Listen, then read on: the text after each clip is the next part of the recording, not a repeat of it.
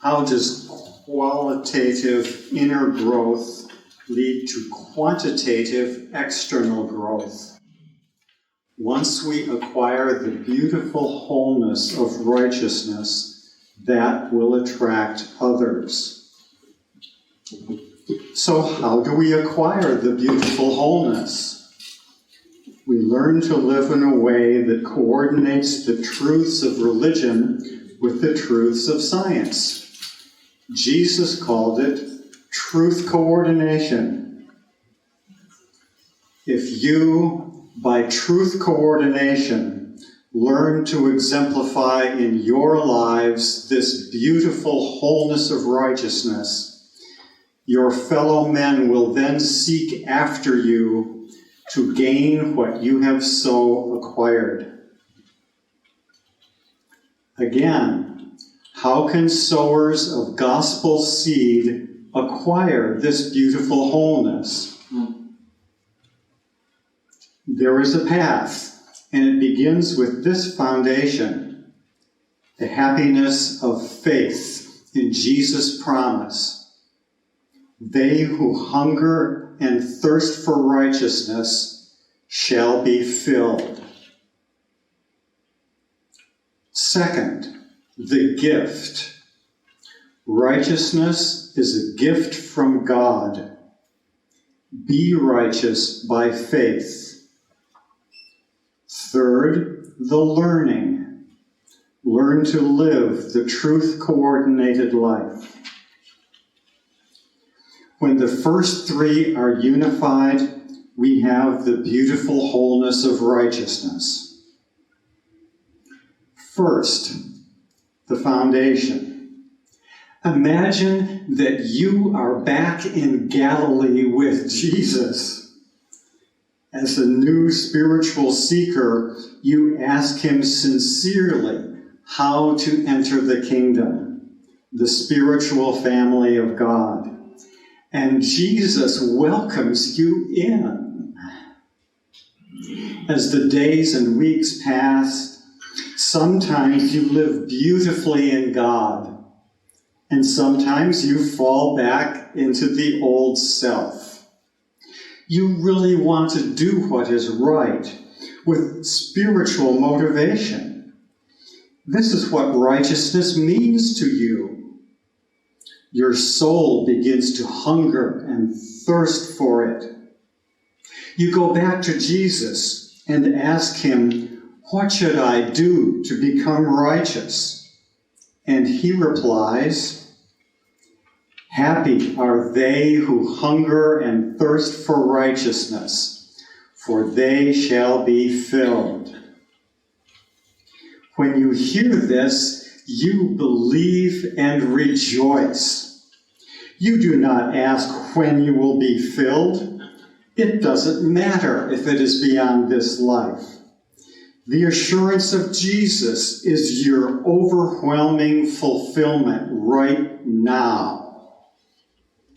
You are very happy. You sense that this foundation will sustain you all the way to paradise. Next, the gift. Your quest for righteousness continues. Your concept has been expanding. You have discovered that righteousness is cosmic, anchored eternally in the universal Father. Righteousness implies that God is the source of the moral law of the universe. You recognize the fact of the sovereignty of God.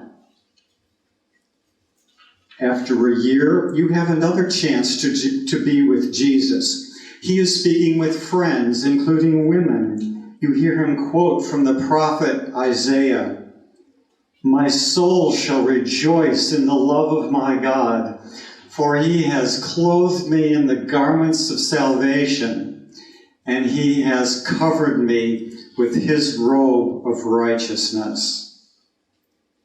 When you hear this, you realize that righteousness is a gift that we receive from God. Then Jesus starts talking about what his friends must be, not what they must do. He says that in the family of God, you must be righteous in order to do the work.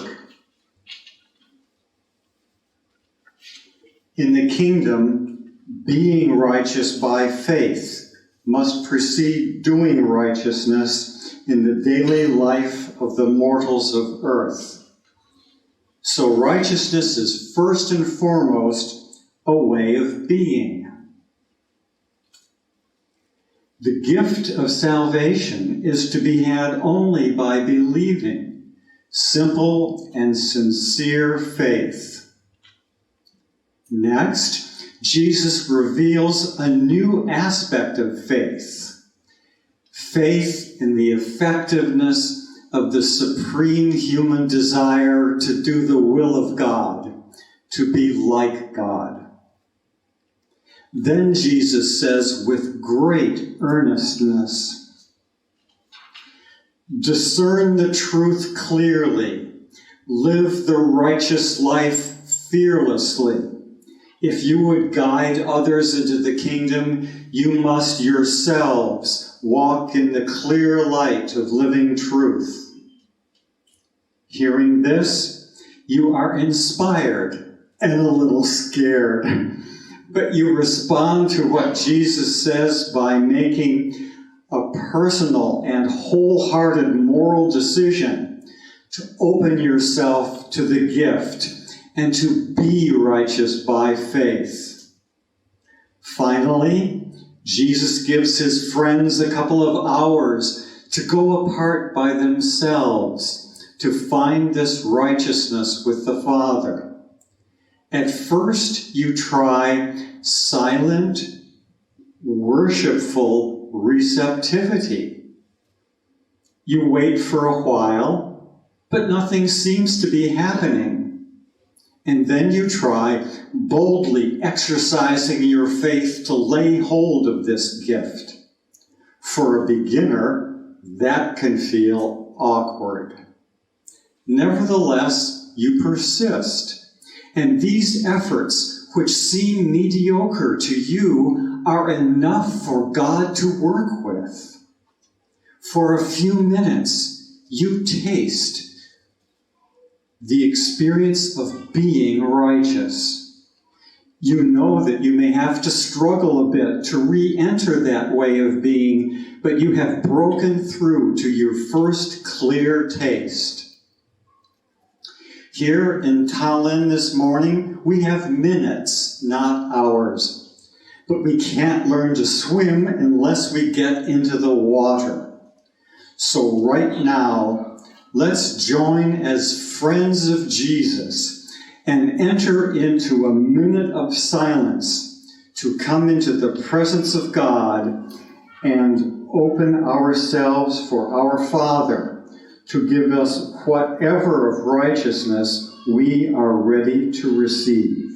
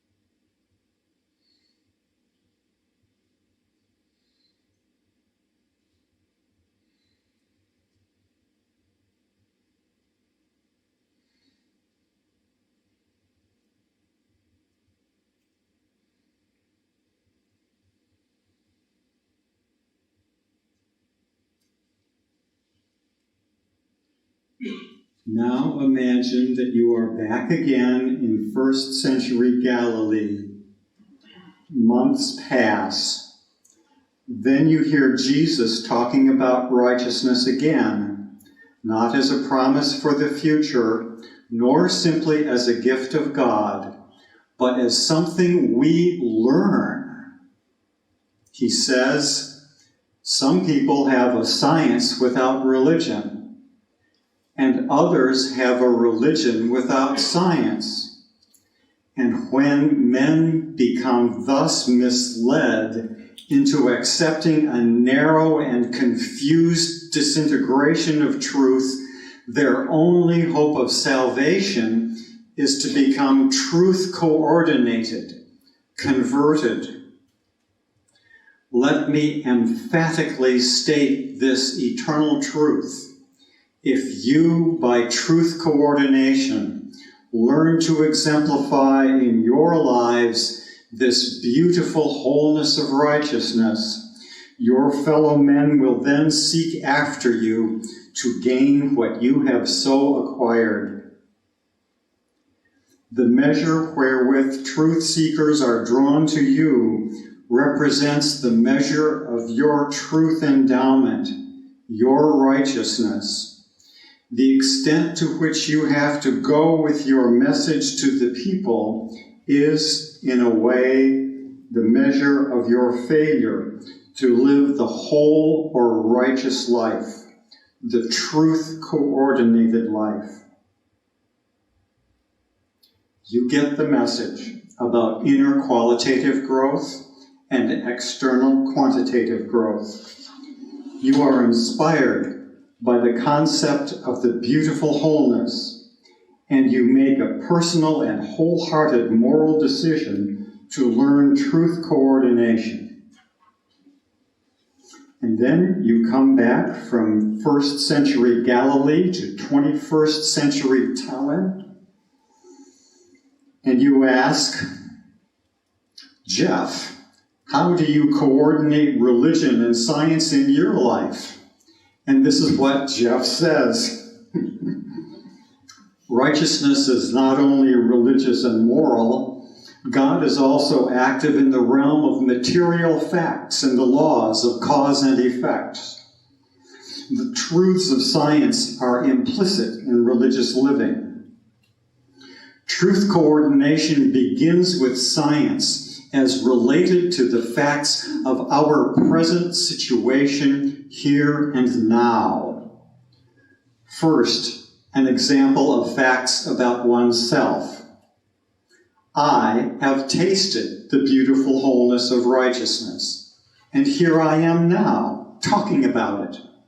But imagine that now I faintly recognize the fact that something unbeautiful is going on inside. I recognize it. Performance anxiety. I pause to face this fact honestly. Immediately, I grasp the scientific meaning of this fact. It is causing distortion in my manner of presentation. And from my experiential study of psychology, I know what caused that.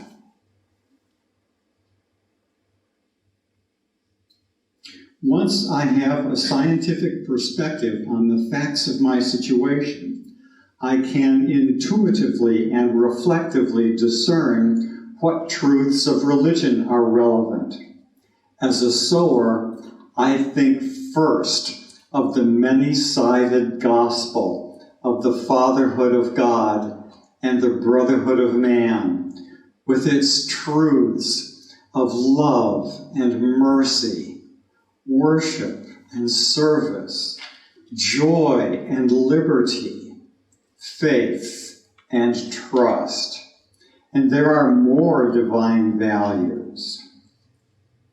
Truth coordination embraces the unbeautiful fact and the sobering scientific perspective together with the beautiful truth of our Father's love and mercy.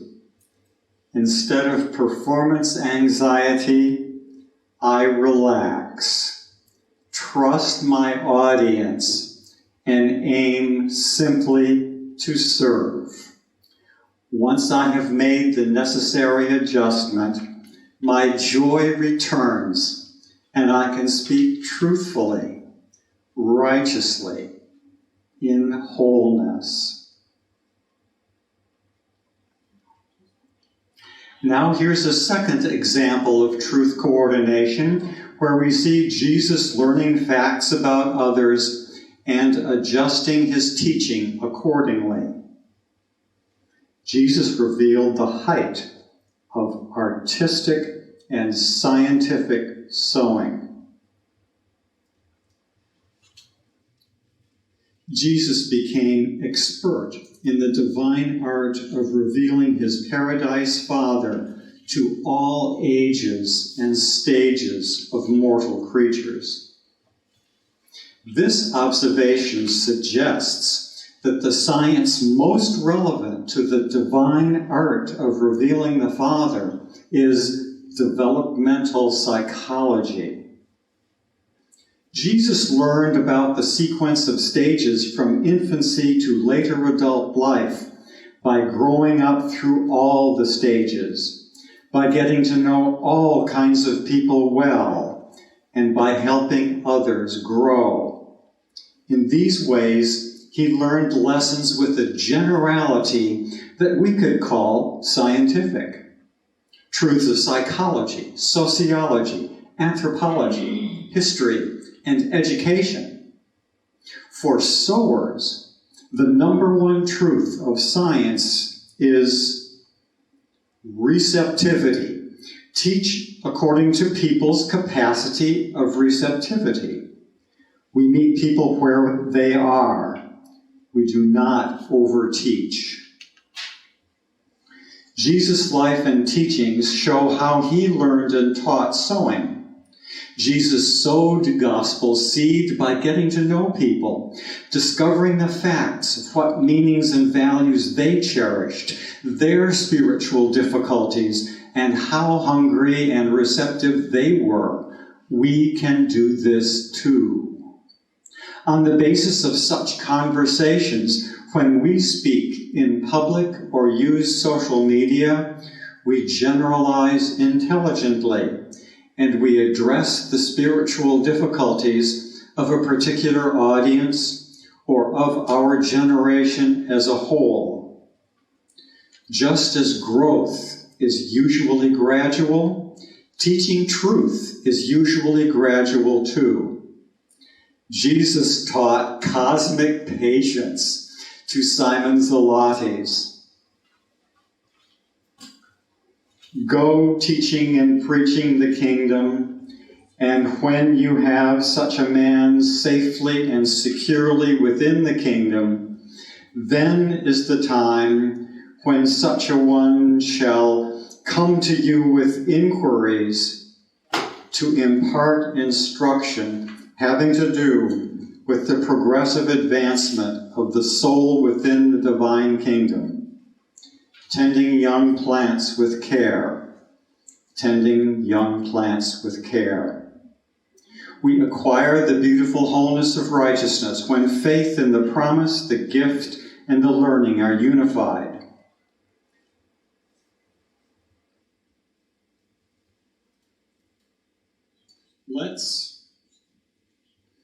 Let's review the sower's path.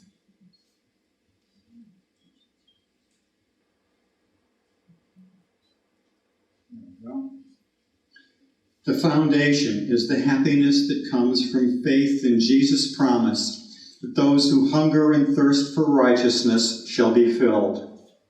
Next, we receive from God the gift of being righteous by faith. Then we learn to coordinate in our lives the truths of science with the truths of religion. When faith in the promise, the gift, and the learning are unified, you exemplify the beautiful wholeness of righteousness. Please enjoy this path of growth.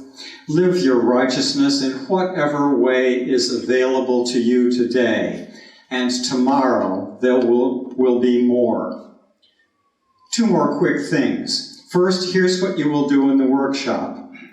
In the workshop, in silent response to this presentation, you will individually make or begin to formulate a personal and wholehearted moral decision, whether you agree or not with what I've proposed. Then, share, discuss, and rejoice.